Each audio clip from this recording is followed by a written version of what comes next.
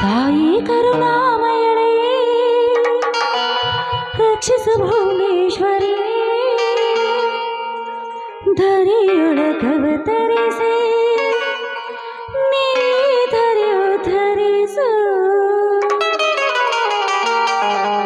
ತಾಯಿ ಕರುಣಾಮಯಳೇ ರಕ್ಷಿಸು ಭುವನೇಶ್ವರಿ ತಾಯಿ ಕರುಣಾಮಯಳೇ ರಕ್ಷಿಸು ಭುವನೇಶ್ವರಿ ಧರೆಯೊಳಗವತರಿಸಿ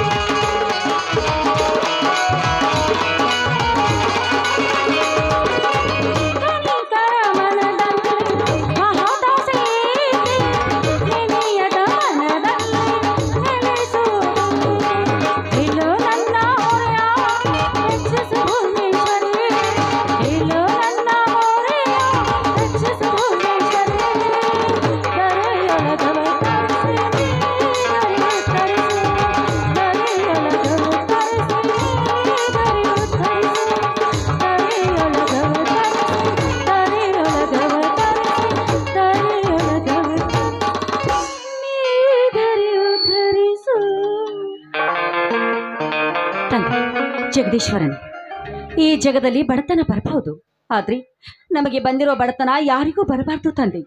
ಯಾಕಂದ್ರೆ ತನ್ನ ತಮ್ಮನಿಗೆ ನೌಕರಿ ಕೊಡಿಸ್ಬೇಕಂದ್ರೆ ಈ ಲಂಚ ಏನೋ ಭೂತ ತಲೆ ಎತ್ತಿ ನಿಂತಿದೆ. ನನ್ನ ಗಂಡ ಪಡುವ ಕಷ್ಟವನ್ನಾದರೂ ನೋಡಿ ಆದಷ್ಟು ಬೇಗ ನನ್ನ ಮೈದುನನಿಗೆ ಒಂದು ಒಳ್ಳೆಯ ನೌಕರಿಯನ್ನು ಕರುಣಿಸುತ್ತಾ ನಾನಿಲ್ಲಿ ಬೇಡಿಕೊಳ್ಳುವೆ ತಂದೆ, ಬೇಡಿಕೊಳ್ಳುವೆ.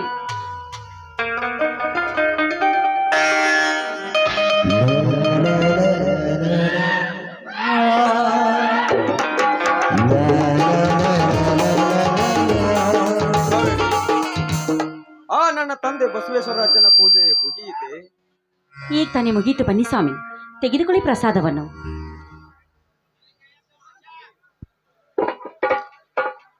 ಕಾವೇರಿ, ಏನೆಂದು ಬೇಡಿಕೊಂಡೆ ಆ ನನ್ನ ತಂದೆ ರುದ್ರಸ್ವಾಮಿ ಅಜ್ಜನ ಹತ್ತಿರ?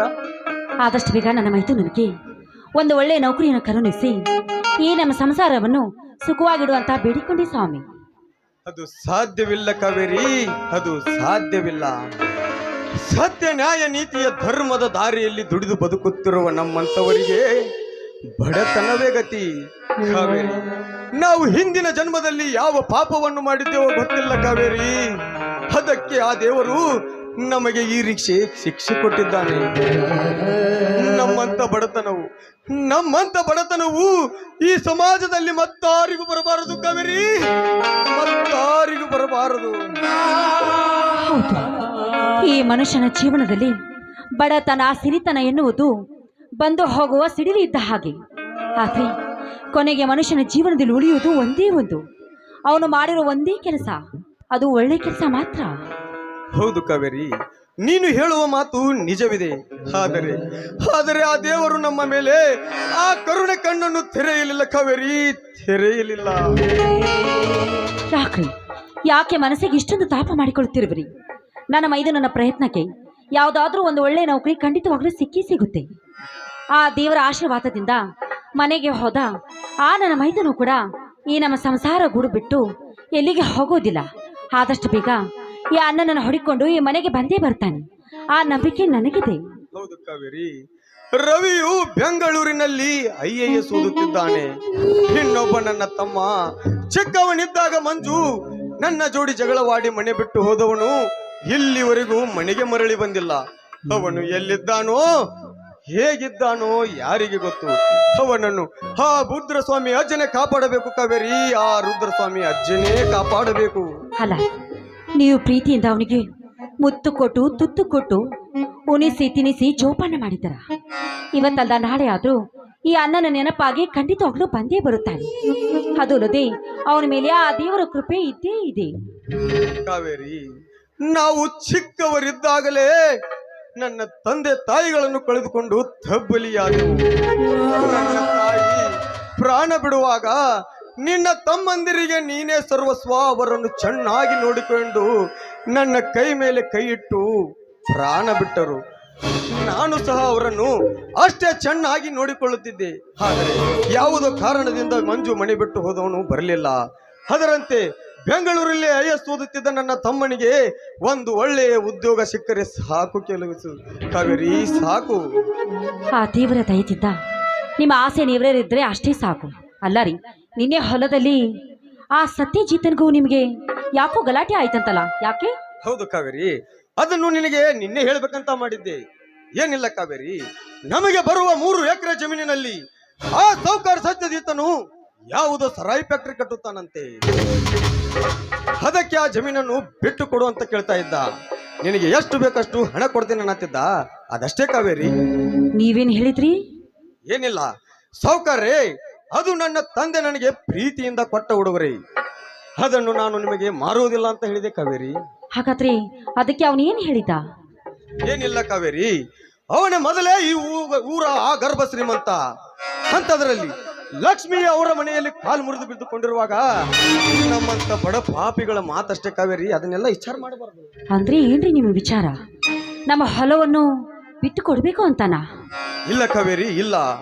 ಇವತ್ತಿನ ದಿವಸ ನಾವು ಒಂದು ಹೊತ್ತು ಹೊಟ್ಟೆ ತುಂಬ ಊಟ ಮಾಡುತ್ತಿದ್ದೇವೆಂದರೆ ಆ ಜಮೀನಿನಲ್ಲಿ ಬೆಳೆದ ಧಾನ್ಯದಿಂದಲೇ. ಅಂತದ್ರಲ್ಲಿ ಇರುವುದೇ ನಮಗೆ 3 ಎಕರೆ ಜಮೀನು.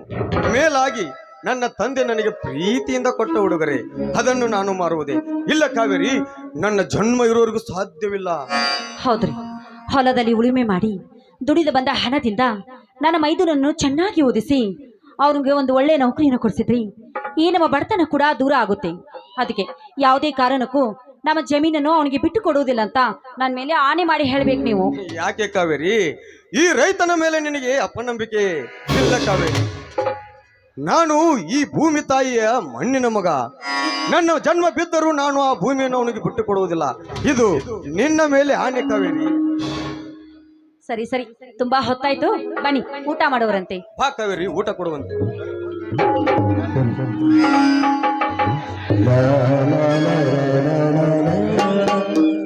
ಅಂಚೆಯ ಅಣ್ಣ ಬಂದಿದೆ ಚಿನ್ನ, ಅಂಚೆಯ ಹಂಚಲು ಮನೆ ಮನೆಗೆ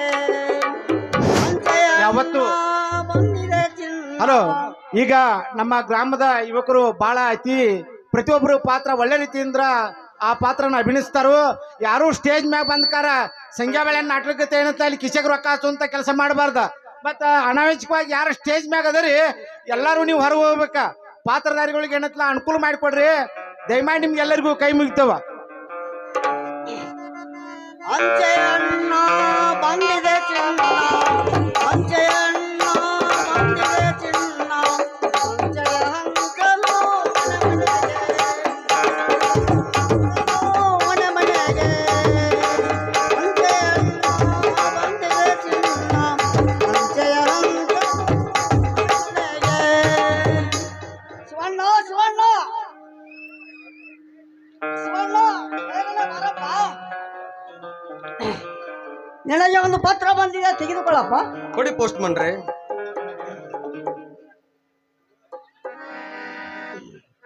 ಶಿವಣ್ಣ ಆರಾಮಿದ್ದೇನಪ್ಪ? ಚೆನ್ನಾಗಿದ್ದೇನ್ರಿ ಪೋಸ್ಟ್ ಮನ್ರ.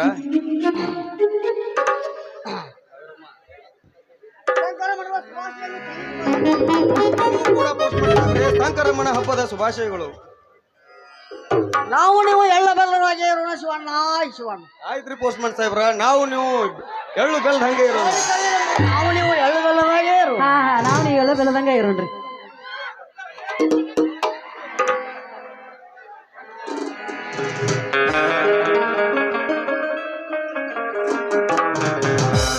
ಕಾವೇರಿ, ಈ ಪತ್ರದಲ್ಲಿ ಏನಿದೆ ಅಂತ ಸ್ವಲ್ಪ ನನಗೆ ಓದಿ ಹೇಳು.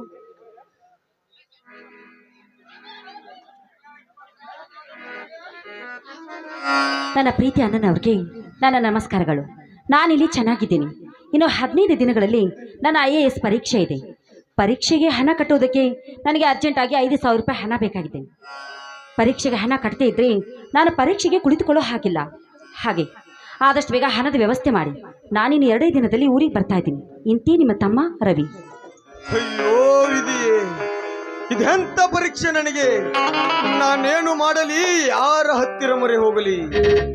ಈಗಾಗಲೇ ರವಿಯ ಪರೀಕ್ಷೆಯ ಫೀಸ್ ಕಟ್ಟಲು ಅವರಳ್ಳಿ ಭರಮಪ್ಪ ಸೌಕರ್ಯ ಹತ್ತಿರ 2,000 ಹಣವನ್ನು ಇಸಿದುಕೊಂಡು ಬಂದಿದ್ದೆ. ಅದು ಅಲ್ಲದೆ ಮಣುವಳ್ಳಿ ಪ್ರಕಾಶ್ ಅಣ್ಣನ ಹತ್ತಿರ ಕೂಡ 2,000 ಹಣವನ್ನು ಇಸಿಕೊಂಡು ಬಂದಿದ್ದೇನೆ. ಹೀಗಿರುವಾಗ ನನಗೆ ಈ ಊರಿನಲ್ಲಿ ಯಾರು ಸಾಲು ಕೊಡುತ್ತಾರೆ ಕಾವೇರಿ? ಯಾರ ಸಾಲು ಕೊಡುತ್ತಾರೆ? ಏನ್ರಿ ಇದು? ನೀವೇ ಹೇಗೆ ಮಾತನಾಡಿದ್ರೆ ಹೇಗೆ? ಹೇಗಾದ್ರೂ ಮಾಡಿ ರವಿ ಸಲುವಾಗಿ ಹಣದ ವ್ಯವಸ್ಥೆ ಮಾಡಲೇಬೇಕು. ನಾನು ನಿಮ್ಮ ಅರ್ಧಾಂಗಿನಿ.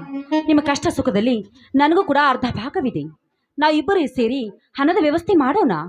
ಹೌದು ಕಾವೇರಿ, ಮದುವೆಯಾದರೆ ಸಾಕು ಪಿತಾಂಬರವನ್ನು ಹುಟ್ಟಿಕೊಂಡು ಬಂಗಾರದ ಆಭರಣಗಳನ್ನೇ ಮೈ ಮೇಲೆ ಹಾಕಿಕೊಂಡು ಸುಳಿದಾಡುವ ಸತಿಯರಿರುವ ಈ ಸಮಾಜದಲ್ಲಿ 5 ವರ್ಷ ಕಳೆದರು ನನ್ನ ಹತ್ತಿರ ಒಂದು ಹೊಸ ಸೀರೆಯನ್ನು ಬಯಸದೆ ನೀನು ನನ್ನ ಮಡದಿಯಲ್ಲ, ನನ್ನ ಬಾಳಿನ ದೇವತೆ ಕಾವೇರಿ.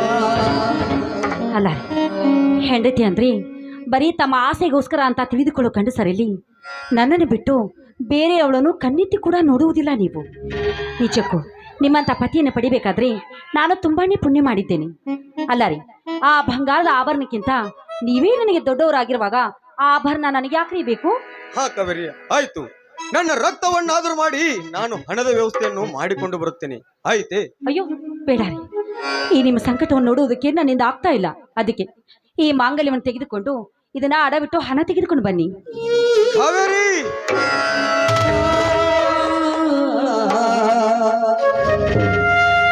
ನೀನೇನು ಮಾಡುತ್ತಿರುವೆ? ನನ್ನನ್ನು ಅಷ್ಟೊಂದು ಕಟುಕನೆಂದು ತಿಳಿದಿರುವೆಯಾ? ಕಾವೇರಿ ಕಾವೇರಿ, ಇದು ಮಾಂಗಲ್ಯ, ಮುತ್ತೈದೆಯರ ಸಂಕೇತ. ಇದನ್ನು ನಾನು ಮಾರುವುದೇ ಅಂದರೆ ನಾನು ನಿನ್ನ ಪಾಲಿಗೆ ಸತ್ತು ಹೋದೇನೆ. ಸ್ವಾಮಿ, ಹಾಗೆಲ್ಲ ಮಾತನಾಡಬೇಡಿ. ಈ ಚಿನ್ನದ ಮಾಂಗಲ್ಯದ ಒಡೆಯರಾದ ನೀವೇ ನನ್ನ ಕಣ್ಣೆದುರಿಗೆ ನಿಂತಿರುವಾಗ ಈ ಚಿನ್ನದ ಮಾಂಗಲ್ಯವನ್ನು ತೆಗೆದುಕೊಂಡು ನಾನು ಏನ್ ತಾನೇ ಮಾಡ್ಲಿ? ತೆಗೆದುಕೊಂಡು ಈ ಮಾಂಗಲ್ಯವನ್ನು ಅಡವಿಟ್ಟು ಹಣ ತೆಗೆದುಕೊಂಡು ಬನ್ನಿ. ಅಲ್ಲಿವರೆಗೂ ನನ್ನ ಕರುಳಲ್ಲಿ ಅರಸಿನದ ಮಾಂಗಲ್ಯ ಇರುತ್ತೆ ಅಲ್ಲ, ಅಷ್ಟೇ ಸಾಕು.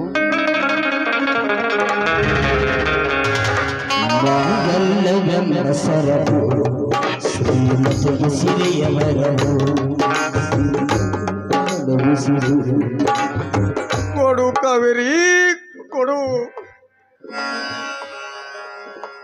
ನಾನು ಮಾಡಿದ ಪಾಪವನ್ನು ಇಂದು ನೀನು ಅನುಭವಿಸುತ್ತಿದ್ದೀಯಾ? ಆಯ್ತು ಕಾವೇರಿ, ನಾನು ಹೋಗಿ ಬರುತ್ತೇನೆ.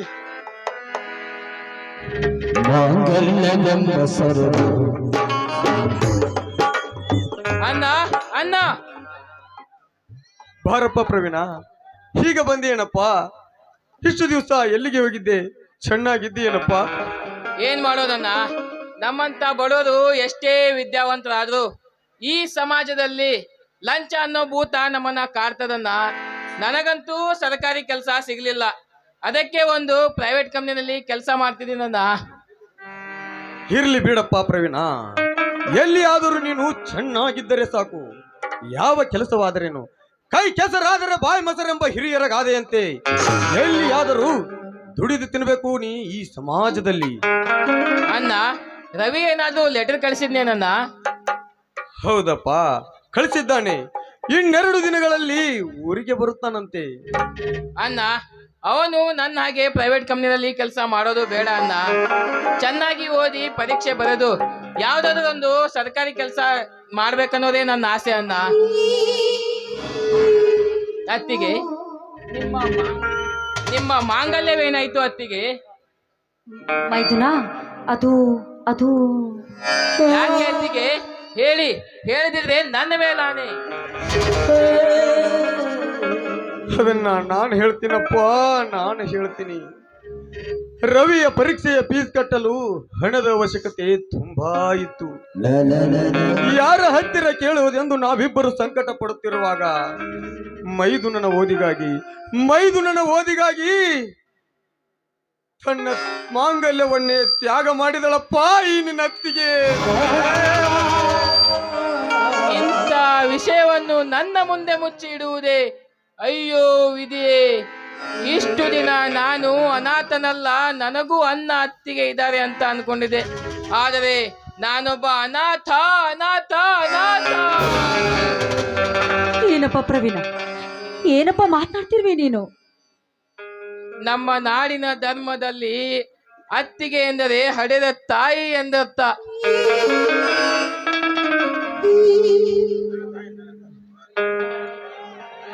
ಇಷ್ಟು ದಿನ ನೀವು ನನಗೆ ತೋರಿದ ಪ್ರೀತಿ ಅಷ್ಟಿಷ್ಟಲ್ಲ. ಆ ಹಣವನ್ನು ನಾನು ವ್ಯವಸ್ಥೆ ಮಾಡ್ತೀನಿ. ಆದರೆ ನನ್ನತ್ತಿಗೆಯ ಮಾಂಗಲ್ಯಕ್ಕೆ ಯಾವುದೇ ಕುತ್ತು ಬರಬಾರದು.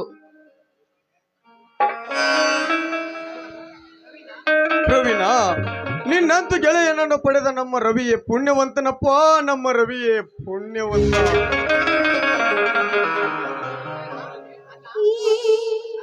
ಅಣ್ಣ, ನಿಮ್ಮ ಸಲುವಾಗಿ ಹಾಗೂ ರವಿಯ ಸಲುವಾಗಿ ಹಾಗೂ ನಿಮ್ಮಿಬ್ಬರಿಗೆ ಯಾವುದೇ ಕಷ್ಟ ಅಂತ ಬಂದರೆ ಅದನ್ನು ನಿಭಾಯಿಸುವ ಭಾರ ನನ್ನದು. ಆ ಮಾಂಗಲ್ಯವನ್ನು ಅತ್ತಿಗೆ ಕೊಡಣ್ಣ. ಆಯ್ತಪ್ಪ. ಆಯ್ತು, ರವಿ ಬಂದ್ಮೇಲೆ ಅವನಿಗೆ ಭೇಟಿಯಾಗಿ ಊಟ ಮಾಡಿಕೊಂಡು ಹೋಗುವಂತೆ ನಡಿಯಪ್ಪ.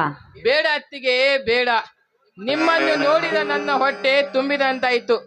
ನಿಮ್ಮ ಆಶೀರ್ವಾದ ನನ್ನ ಮೇಲೆ ಇದ್ದರೆ ಸಾಕು, ನಾನು ಬರುತ್ತೇನೆ. ಹೋಗಿ ಬಾರಪ್ಪ ಪ್ರವೀಣ, ಹೋಗಿ ಬಾ. ಕಾವೇರಿ, ನಮಗೆ ಬಂದ ಇವತ್ತಿನ ಕಷ್ಟವನ್ನು ಆ ನನ್ನ ರುದ್ರಸ್ವಾಮಿ ಅಜ್ಜನಂತೆ ಬಂದು ಪಾರು ಮಾಡಿಬಿಟ್ಟ ನಮ್ಮ ಪ್ರವೀಣ. ಸರಿ ಸರಿ ರೀ, ತುಂಬಾ ಹೊತ್ತಾಯ್ತು, ಬನ್ನಿ ಊಟ ಮಾಡೋರಂತೆ. ಯಾಕೆ ಕಾವೇರಿ, ಬರೀ ಊಟ ಅಷ್ಟೇನಾ? ಸಿಹಿ ಮುತ್ತಿನ ಜೇನಾಗಿ ನನ್ನ ಪ್ರೀತಿಯ ಕಥಾನಾಯಕನಾಗಿ ಒಂದು ಸುಂದರ ಗೀತೆಯನ್ನಾದರೂ ಹಾಡಬಾರದೆ? ನಾವಲ್ಲಿ ಅಂದ್ರೆ ನೀವು ಬಿಡ್ಬೇಕಲ್ರಿ. ಹೆಂಗ್ ಬಿಡಾಕ ಬರ್ತೈತ್ರಿ?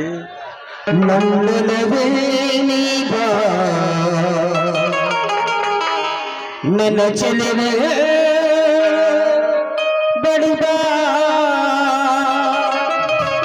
ಬಡಿ ಬಂದು ಸಿಹಿ ಮುತ್ತು ನೀನು, ಸಿಹಿ ಮುತ್ತಿನ ಕಾಣಿಕೆ ನೀ ಬಾರನ ಸೆಳೆಯಗೆ.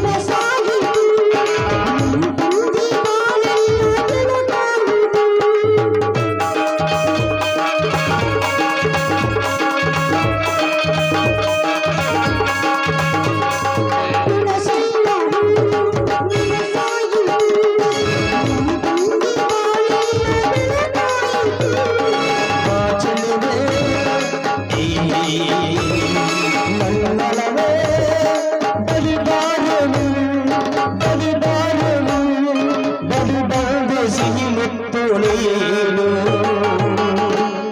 ಚಿನ್ನ ಏ ಚಿನ್ನ ಏನ್ರಿ ನಿನ್ನೆ ನೋಡ್ತಾ ಇದ್ರೆ ಹಾ ಯಾವಾಗ ನೋಡ್ತಾನೆ ಇರ್ಬೇಕು ಅಂತ ಅನ್ಸುತ್ತೆ ನೋಡ್ತಾ ಇರಿ, ಬೇಡ ಅಂತ ನಾನೇನ್ ಹೇಳಂಗಿಲ್ಲ. ಹೌದಾ ನೋಡ್ಕೊಂತ ಏನಾದ್ರೂ ಹೆಚ್ಚು ಕಡಿಮೆ ಮಾಡಿಗಿದ್ದೀರಿ ಮತ್ತೆ. ಸಿಹಿ ಮುತ್ತಿನ ಕಾಣಿಕೆ ನೀ ಬಾರ ನನ್ನ ಸರಿ ಹೋಗೆ ಸಿಹಿ ಮುತ್ತಿನ ಕಾಣಿಕೆ ನೀ ಬಾರ ನನ್ನ ಸರಿ ಹೋಗೆ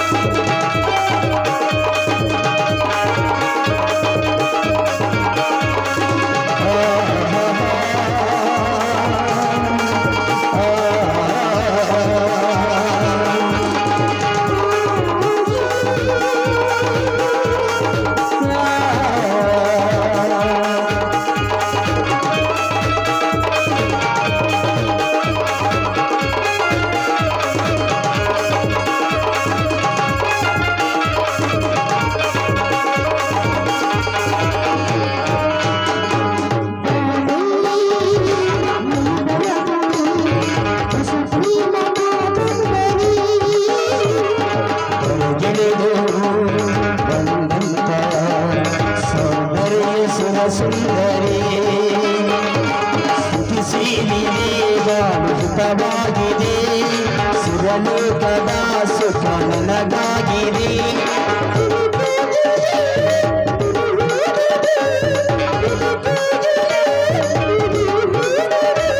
ಮನಸ್ಸು ಮನಸ್ಸು ತೆರೆಯುವ ಸೊಗಸು ನೀ ನೀತಿದ ನನ್ನ ಕಲ್ಲವು ನಿದು ತುಂಬಿ ಹಾಡಾಗಿದೆ ಮುಂದೇತೆಗೂ ನಾನಿಲ್ಲದೆ ಬೆಲೆದಂತ ಮನಸಾಗಿದೆ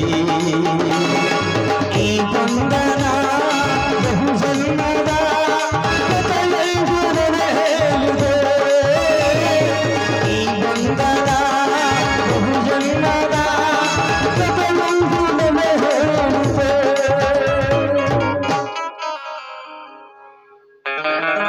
ಬನ್ನಿ, ತುಂಬಾ ಹೊತ್ತಾಯ್ತು ಊಟ ಮಾಡೋರಂತೆ. ನಡಿ ಕಾವೇರಿ, ಊಟ ಕೊಡುವಂತೆ.